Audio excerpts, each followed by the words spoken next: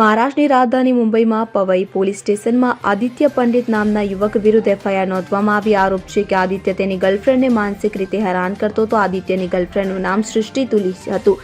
સૃષ્ટિ એર ઇન્ડિયામાં પાયલટ હતી. આરોપ છે કે આદિત્ય સૃષ્ટિ પર પોતાની રીતે રહેવા અને ખાવાનું દબાણ કરતો હતો. સૃષ્ટિ અને આદિત્ય વચ્ચેનો સંબંધ 2 વર્ષ સુધી ચાલ્યો. મળતી માહિતી મુજબ આદિત્ય પંડિત અને સૃષ્ટિ તુલી બંને 2 વર્ષથી રિલેશનશીપમાં હતા. આદિત્ય પંડિત તેની ગર્લફ્રેન્ડ સૃષ્ટિ તુલીને સતત ટોર્ચર કરતો હતો. વખતે જ્યારે આદિત્યએ સૃષ્ટિને વોટ્સએપ પર 12 દિવસ માટે બ્લોક કરી હતી, તેણે 13મા દિવસે આદિત્યને ફોન કરીને કહ્યું કે હવે તે આત્મહત્યા કરવા જઈ રહી છે. આ સાંભળીને આદિત્ય ડરી ગયો.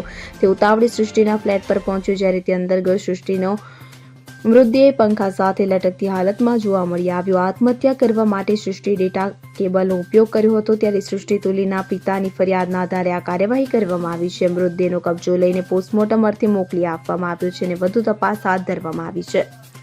Bureau report CN24 news. હવે જુઓ દેશ દુનિયાની તમામ ખબરો તમારી આંગળીના ટેરવે. ઉઠાવો મોબાઈલ અને Google Play Store પરથી ડાઉનલોડ કરો અમારી CN24 ન્યૂઝ મોબાઈલ એપ.